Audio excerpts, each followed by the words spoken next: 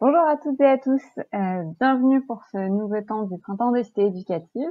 Je suis Suzy Chevet, chef de projet opérationnel cité éducative à l'Agence nationale de cohésion des territoires. J'ai le plaisir de vous accueillir pour un temps consacré à l'évaluation des cités éducatives. Ce temps fait suite à un premier temps qui se tenait à 14 heures sur le suivi et la vie des projets, que vous pourrez retrouver en replay si ça vous intéresse sur la plateforme du Printemps des cités. Donc je vais être en charge de la modération de cet événement et je vais prochainement laisser la place à mes partenaires Anna Abadi et Myriam Konaté, chargées de projets cité éducative à l'ANCT également, qui vont vous faire une petite présentation de comment se déroule l'évaluation de la démarche de cité éducative. Je tiens à préciser avant qu'on commence que cet exercice, cette boîte à outils sur l'évaluation a un aspect très technique, hein. On va essayer en fait de balayer voilà les différentes ramifications de ce programme. Et donc on va surtout vous inviter à poser vos questions pour essayer d'y répondre un maximum. Donc n'hésitez pas à prendre la parole, enfin voilà, à discuter dans le chat et à nous poser vos questions. On va se faire un plaisir d'y répondre. On prendra le temps à plusieurs reprises pendant cette intervention. Myriam, je te laisse la parole.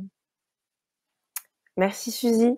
Donc du coup, bonjour à toutes et à tous. Aujourd'hui, on va prendre un temps, comme l'a précisé Suzy Chevet, pour vous parler de l'évaluation des cités éducatives. L'idée, c'est de vous montrer un petit peu ce qu'on met derrière cette expression, donc à la fois sur le plan local, vos protocoles de suivi et d'évaluation, et ce qui se joue aussi au niveau national avec le CNOE ou les différentes évaluations nationales en cours. Donc pour cet exercice, on a choisi de vous présenter, de vous projeter une carte mentale, donc que je vais projeter de suite. Donc l'idée, comme je vous le disais, c'est de vraiment vous parler de ces différentes branches. Pour commencer, on va s'appuyer sur la première branche. Je vais faire un petit zoom. Donc développer sa démarche évaluative locale, et je vais laisser du coup Anna Abadi vous la présenter. Merci beaucoup. Oui, du coup, on trouvait ça important de partir en fait des outils qui existent déjà et que vous pouvez mobiliser pour développer votre démarche évaluative. Donc, pour rappel, l'ensemble des documents qu'on va évoquer là pendant ce temps seront dans le Drive qui va vous être remis dans le chat. Donc, n'hésitez pas aussi à aller consulter ces documents. Donc le premier outil qui nous paraît important d'évoquer, c'est l'AFAQ, autrement appelé cadre méthodologique, qui porte sur les protocoles de suivi et d'évaluation. Donc comme son nom l'indique, c'est un document qui permet de vous donner un cadre qui rappelle les objectifs des protocoles de suivi, les formats attendus, les contenus, mais aussi les points de vigilance à avoir en tête au moment de leur confection, etc. Donc c'est un document qui peut être une vraie ressource pour vous dans votre démarche évaluative locale. Et cette FAQ, c'est en fait le nom ancien de ce cadre méthodologique qui vous a été envoyé il y a quelques mois. Et elle a été enrichie suite à l'extension aux nouveaux territoires et aussi grâce à la synthèse de l'INJEP qui a été réalisée en février 2021. Donc cette synthèse, c'est également une ressource qui peut être mobilisée pour vous, pour construire cette démarche évaluative, puisque dans le cadre d'un partenariat avec la NCT, l'INJEP a en fait analysé les 80 premiers protocoles de suivi et évaluation des cités éducatives pour dégager en fait des pistes de réflexion et d'analyse sur ces protocoles. Donc c'est à la fois les bons points, mais aussi voilà peut-être les faiblesses qui ont pu être identifiées dans ces protocoles. Et cette synthèse peut vous permettre du coup de muscler en fait votre regard et votre évaluation localement grâce justement à ces retours d'expérience qui sont mis en synthèse. Donc vous pouvez retrouver également cette synthèse dans le drive qui vous a été communiqué et, et voilà. Donc la principale recommandation de l'INJEP à avoir en tête que vous pourrez retrouver dans cette synthèse, c'est notamment le recours à un appui extérieur pour développer votre évaluation locale. En effet, donc comme on l'a constaté, ça pouvait être difficile pour certaines cités éducatives de se saisir de ces questions qui sont parfois très techniques et voilà. Enfin, il est possible que vous n'ayez pas les ressources localement. Du coup, l'idée c'est quand même de pouvoir vous reposer sur des experts, un cabinet, une aide extérieure pour pouvoir construire votre votre démarche. À ce titre, nous, au niveau national, on vous propose aussi également des webinaires dédiés à l'évaluation. Donc, il y en a eu 2 en 2020, le 12 et le 15 juin, et un autre le 11 mars 2021. Et ces webinaires sont des moments qui nous paraissent importants, à la fois pour que vous puissiez nous poser vos questions, mais aussi pour que nous, on puisse vous présenter en fait les différents outils dont on dispose au niveau national et l'accompagnement qu'on peut vous proposer justement pour vous accompagner dans l'élaboration de vos protocoles ou dans l'amélioration de vos protocoles pour ceux qui en ont déjà. Voilà. Surtout pour les nouvelles cités éducatives, donc les 46 territoires en cours de labellisation, le replay de ces webinaires peut être une vraie ressource pour commencer à réfléchir justement à vos protocoles et à la manière dont vous voulez les articuler avec vos réalités locales, etc. Donc par ailleurs, vous le savez, ça a été évoqué lors de la dernière table ronde sur le suivi, mais du coup, vous pouvez aussi, dans le cadre de questions de cité qui a lieu tous les 15 jours, nous interpeller sur ces questions et demander notre soutien, notre aide, ou alors échanger entre vous à cette occasion sur les questions d'évaluation. C'est un temps qui est dédié à toutes les questions. Il n'y a pas d'ordre du jour et en fait, ce sont vos besoins qui créent les questions aussi et l'ordre du jour. Donc, si vous voulez faire un temps sur l'évaluation, c'est possible également. Voilà. Ensuite, vous connaissez bien évidemment la balle fonctionnelle des cités éducatives, donc citééducative@anct.gouv.fr, et c'est toujours possible pour nous de vous répondre et de vous aiguiller au travers de cette boîte aux lettres. Donc, vous pouvez nous poser vos questions évaluation via cette boîte. Plus localement, on vous invite également à vous reposer sur vos CRPV, donc centres de ressources politiques de la ville, puisque ce sont les partenaires des cités éducatives et qui sont aussi de vrais soutiens sur les questions d'évaluation. Voilà, donc c'est éventuellement aussi des ressources que vous pouvez mobiliser localement pour développer votre démarche. Enfin, donc, il y a la plateforme Guerre, donc de la grande équipe, qui vous a été aussi présentée pour ceux qui ont suivi le temps précédent. Mais c'est un outil qu'il faudrait, enfin, que vous pouvez investir sur les questions d'évaluation, puisqu'en fait, ça fonctionne comme un réseau social, mais vous pouvez créer un groupe qui serait dédié à l'évaluation et dans lequel vous pourriez éventuellement, voilà, vous questionner, échanger des bonnes pratiques, partager vos protocoles. Enfin, c'est une possibilité et nous, en tout cas, on vous invite à vous saisir de cet outil pour pouvoir justement vous passer entre guillemets de la coordination nationale pour échanger ensemble sur ces questions. Voilà. Donc voilà pour les appuis qui peuvent vous servir. Je vais laisser la parole à Myriam pour approfondir la question des outils évaluatifs que sont donc les indicateurs. Merci beaucoup. Je ne sais pas si on prend déjà peut-être quelques questions, s'il y en a, Suzy, ou je peux continuer. Non, vas-y, je t'en prie, continue. Je vais continuer alors. Donc du coup, comme vient de le préciser Anna, moi je vais vous parler plus précisément des indicateurs. Dans le cadre de l'évaluation des cités éducatives, il y a plusieurs types d'indicateurs qui ont été développés. Donc on a premièrement ce que nous on appelle communément les indicateurs nationaux politiques de la ville, qui ont été développés par l'Observatoire national de la politique de la ville, pour suivre les cités éducatives sur un certain nombre de dimensions.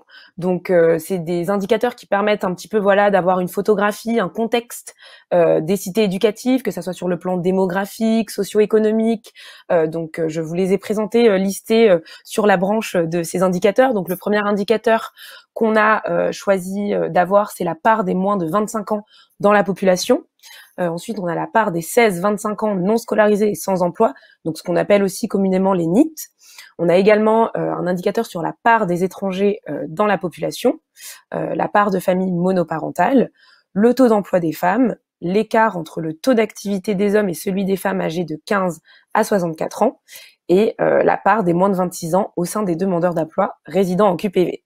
Donc ce qu'il faut avoir en tête sur ces indicateurs, c'est que c'est des indicateurs qui se basent sur le périmètre des QPV des cités éducatives, qui nous permettent de voir que les cités éducatives sont très représentatives en fait de ces caractéristiques sociaux, démographiques, etc. des QPV.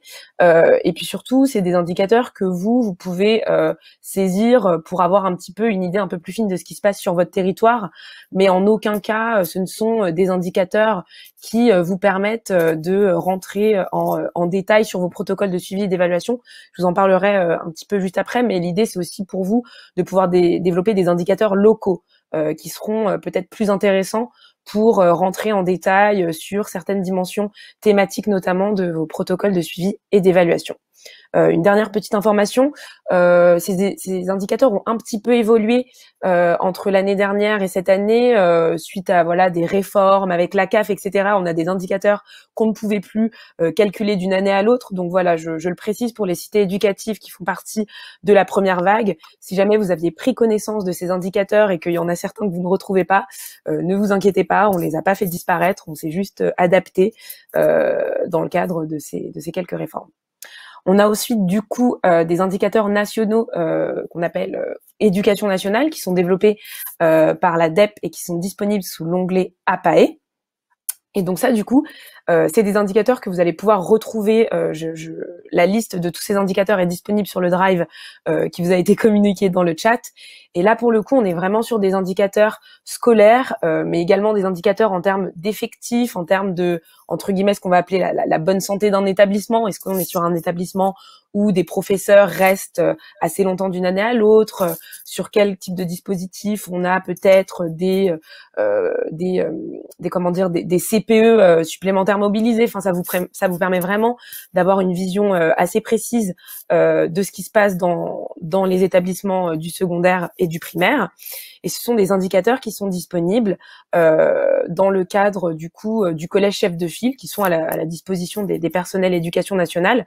Donc je vous invite, si jamais vous êtes dans une troïka, vous n'avez pas entendu parler de ces indicateurs, de vous rapprocher du copilote éducation nationale pour que vous puissiez justement en prendre connaissance. Et puis ensuite, comme je vous le disais juste avant, l'idée, c'est aussi de pouvoir développer des indicateurs locaux dans le cadre du protocole de suivi et d'évaluation. Et ça, comme vous l'a présenté ma collègue Anna Abadi, c'est vraiment quelque chose que vous pouvez faire en lien avec un appui extérieur. J'en reviens encore à cette recommandation de l'INJEP, mais ça vous permettra vraiment d'avoir des indicateurs de suivi, des indicateurs de performance qui vous permettent en fait vraiment de rentrer beaucoup plus dans votre territoire et dans les questionnements que vous voulez avoir dans votre projet éducatif de territoire. Donc du coup, je vais laisser la parole à Anna pour la troisième branche. Ah non, c'est moi, excusez-moi, sur la branche études et évaluation nationale. Excuse-moi Anna. Donc du coup, là je vous ai parlé des indicateurs nationaux et des indicateurs locaux. Nous, dans le cadre de la coordination nationale, on a également des études et des évaluations au niveau national qui sont menées. Donc l'idée là, c'est de vous expliciter un petit peu ce qui se fait actuellement, parce qu'on est vraiment en train de rentrer au cœur de ces études et de ces évaluations. Donc on a une première étude nationale sur la gouvernance qui est menée par l'Université de Bordeaux et qui est financée par la NCT. Donc c'est une étude qui est menée par le laboratoire Culture et Diffusion des Savoirs, donc qui est composé de nombreux sociologues ou de docteurs en sciences de l'éducation. Et c'est une étude qui a vraiment vocation, donc là je vais vous rentrer un petit peu plus dans cette branche, de comprendre un peu mieux comment se joue et comment se déploie la gouvernance des cités éducatives, puisque c'est quand même un modèle assez original, un modèle particulier, basé justement sur une gouvernance autour de la Troïka. Et pour un peu plus rentrer en profondeur sur ce modèle de gouvernance, l'Université de Bordeaux réalise 8 monographies de cités éducatives pour partir de différents territoires qui ont été choisis en fait à partir de caractéristiques un peu propres à toutes les cités éducatives. Donc il a fallu faire des arbitrages et donc on a 8 cités éducatives qui ont été retenues pour justement faire l'objet de ces monographies. Donc l'Université de Bordeaux va tout au long du mois de juin et de juillet aller faire des séjours de terrain, des séjours d'ethnographie, pour aller observer, par exemple, un café des parents qui se tient dans le cadre d'une cité éducative, participer à des réunions de copilotes, de comités divers, que ça soit en lien avec l'évaluation ou des comités plutôt techniques. Et donc voilà, ça c'est 8 cités éducatives qui vont être monographiées. Donc voilà, et en complément de ces monographies, une cartographie d'acteurs des cités éducatives va être réalisée pour comprendre justement un peu mieux cette gouvernance. En complément, on a également une évaluation nationale transversale qui va être menée par l'INJEP sur 3 axes thématiques qui ont été identifiés. Donc du coup, c'est vraiment une évaluation qui va se baser en fait sur l'observation de plusieurs cités éducatives pour chaque axe. Donc pour l'axe 1, l'axe 2 et l'axe 3, on a pour chacun de ces axes 5 cités éducatives qui vont être observées sur donc des thématiques qui sont précises. La première, c'est la mise en œuvre et les effets de la continuité éducative sur le parcours des enfants et des jeunes. La deuxième, c'est les parcours d'orientation, de formation et d'insertion au-delà et en parallèle du champ scolaire pour les 11-25 ans. Et enfin, la troisième, c'est les effets sur la place des familles dans les coopérations éducatives et au sein du territoire.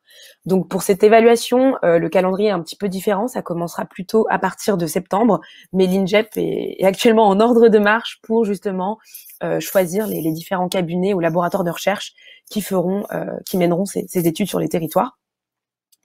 Et enfin, on est actuellement, dans le cadre de la coordination nationale, en train de réfléchir au déploiement de nouvelles évaluations, de nouvelles études qui pourraient venir justement compléter ces 2 évaluations nationales qui sont en cours. Et donc voilà, c'est des réflexions qui s'accompagnent bien évidemment de l'extension du dispositif, enfin de la démarche des cités éducatives avec les 46 nouvelles qui viennent de nous rejoindre. Et donc voilà, c'est une réflexion qui est actuellement en cours. Je vais laisser la parole maintenant à Anna pour notre dernière branche de l'évaluation. Oui, alors on a également une instance que vous devez connaître qui s'appelle le CNOE, donc c'est le Comité national d'orientation et d'évaluation des cités éducatives. C'est une instance qui a été mise en place en 2019 à l'Assemblée nationale par les 2 ministres de l'époque, enfin il y en a toujours un qui est encore en place, Jean-Michel Blanquer et Julien Denormandie. Et en fait, c'est une instance qui est présidée par Sylvie Charrière, qui est députée de Seine-Saint-Denis. Donc, ce comité, il rassemble des experts, des acteurs de territoire, des associations, mais aussi des citoyens. Et c'est en s'appuyant sur les avis d'experts et les expériences de terrain que le CNOE valorise les bonnes pratiques et justement accompagne et peut-être approfondit les travaux d'évaluation du programme. Donc, tout au long de la première année, en fait, le CNOE a par exemple auditionné plusieurs cités éducatives, donc Gennevilliers, Paris 20e, Marseille ou encore Mamoudzou. Et à partir de ces auditions, ils ont pu dégager des pistes d'amélioration ou de bonnes pratiques, comme je disais, qui pourraient servir à tous pour mutualiser un peu ces bons enseignements sur les modèles de gouvernance, l'évaluation qui avait été proposée dans ces cités éducatives.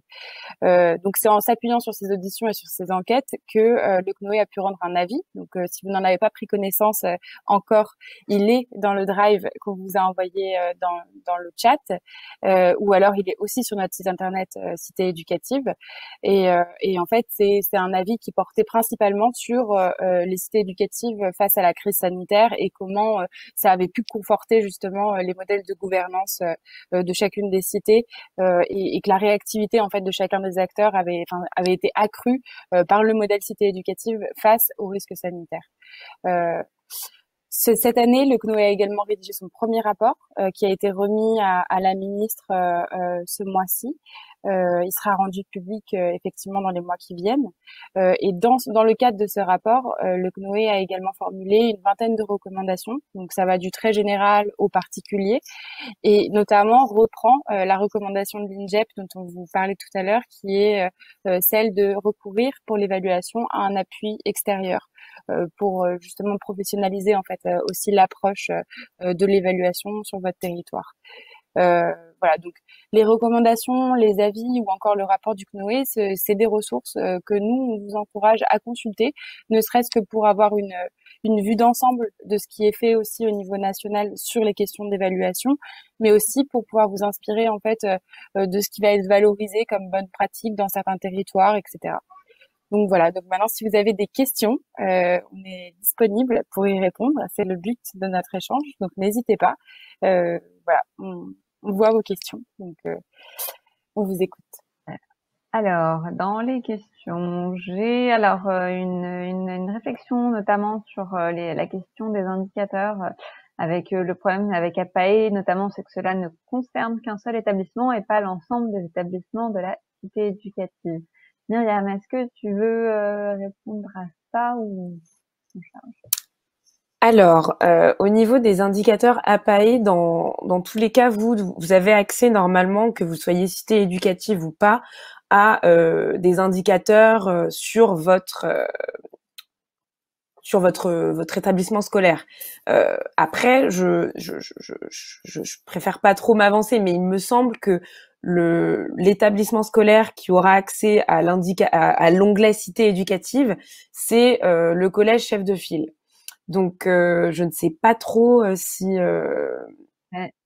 en là-dessus, fait si je tous les établissements pourront avoir ce volet en fait cité éducative. En fait, pour préciser, au niveau des services académiques, les données sont agrégées, mais donc c'est au niveau du service académique, pas au niveau de l'établissement. Donc c'est pour ça que notamment on vous invite à vous retourner vers vos services académiques. Et nous, au niveau national, la ADEP notamment, nous fournit une vision agrégée des données en fait.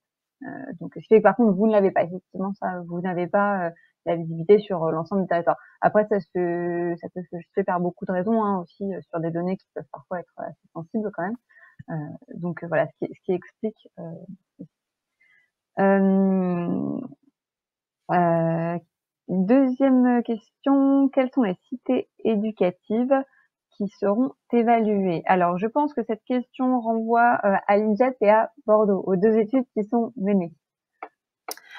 Alors, on n'a pas la possibilité de communiquer sur les cités éducatives dans le cadre de l'évaluation de l'INJEP, puisqu'il y a encore certaines choses qui doivent être finalisées. Mais au niveau de l'université de Bordeaux, les 8 cités qui vont être monographiées, c'est la cité d'Aulnay-sous-Bois, celle de Grigny, celle de Lormont.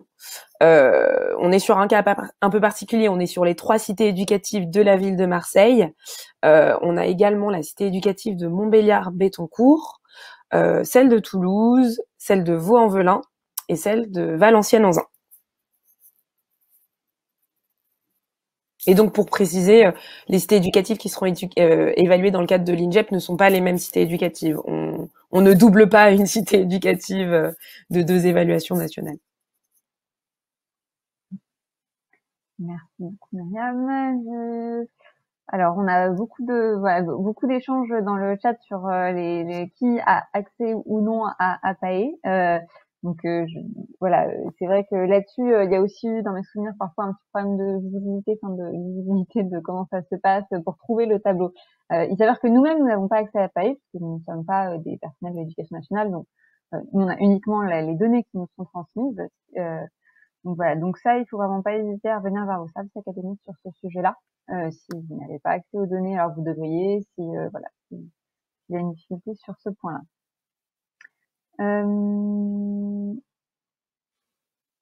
Alors, je ne vois pas d'autres questions pour l'instant dans le chat. Alors, pour précision, la carte mentale qui vous a été présentée a bien été mise dans le Drive. Le Drive, il vous suffit de copier-coller l'URL dans le haut de votre navigateur pour accéder aux documents qui sont dedans. Et notamment une précision, des présentations plus détaillées, en particulier des études de Bordeaux qui sont portées par l'INJEP. On vous a mis les PowerPoint. On vous invite vraiment à aller regarder le replay de l'événement du 11 mars, notamment, du séminaire qui avait été fait avec l'Université de Bordeaux et avec l'INJEP. Si vous voulez plus de détails à ce sujet-là.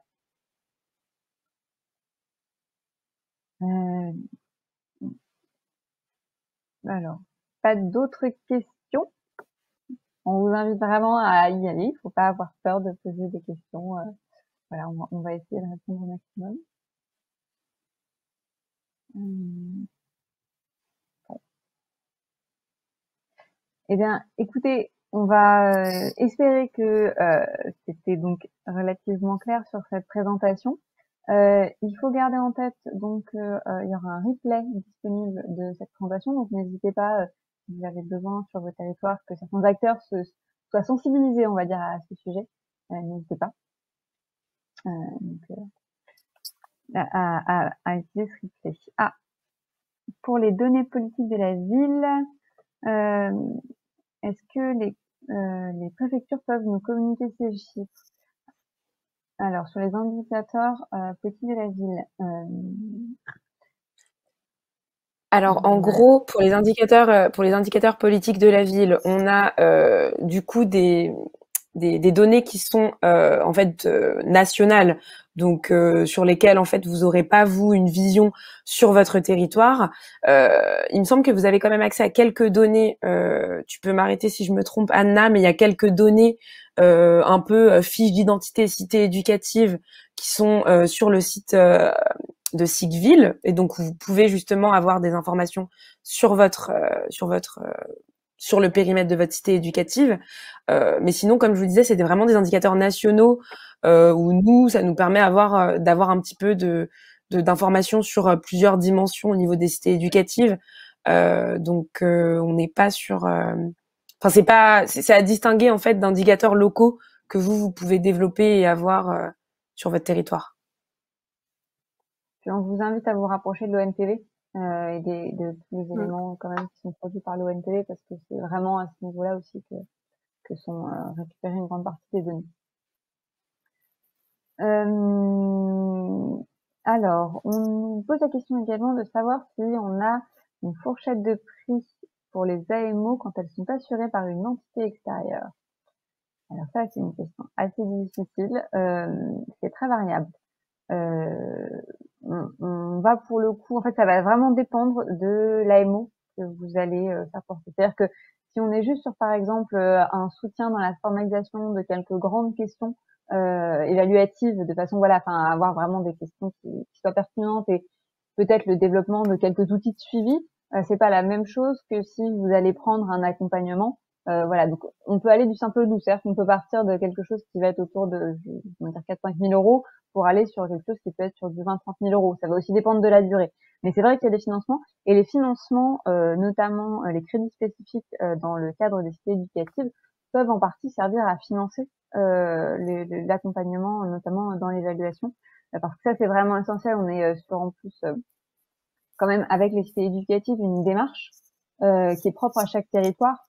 Donc la question de la conséquence, enfin voilà, du résultat que ça va produire sur chaque territoire, c'est extrêmement délicat quand même de mesurer. Qu'au final, l'objectif, c'est améliore-t-on au final les prises en charge socio-éducatives des enfants et des jeunes de 0 à 25 ans. En fait, tout seul, c'est quand même un peu complexe. C'est pour ça que l'appui d'un extérieur est très intéressant. Et après, bien sûr, que voir si les structurations, les coopérations sont améliorées, ça c'est quelque chose qui est un peu plus simple. Mais voilà, donc on vous invite vraiment à prendre un appui extérieur pour ça.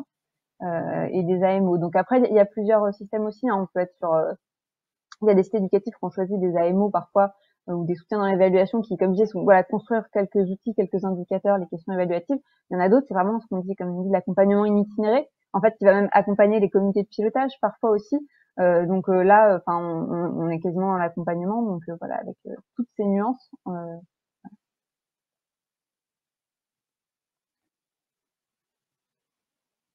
Donc, on demande à Madame Arzel quel type d'indicateurs sont recherchés. J'invite Madame Arzel à répondre si elle le souhaite dans le chat.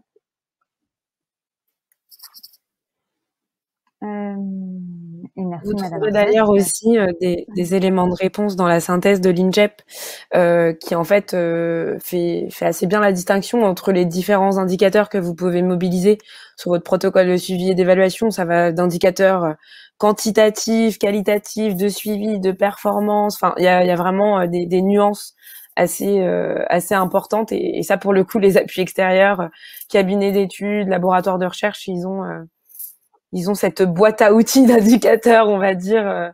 Donc, ça vous permet en fait de voir un peu ce que vous voulez développer comme démarche évaluative locale.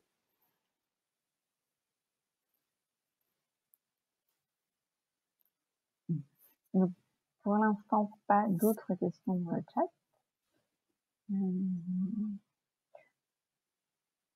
Eh bien, écoutez, on va mettre encore une petite seconde pour quelqu'un qui aurait le souhait d'une dernière question éventuellement.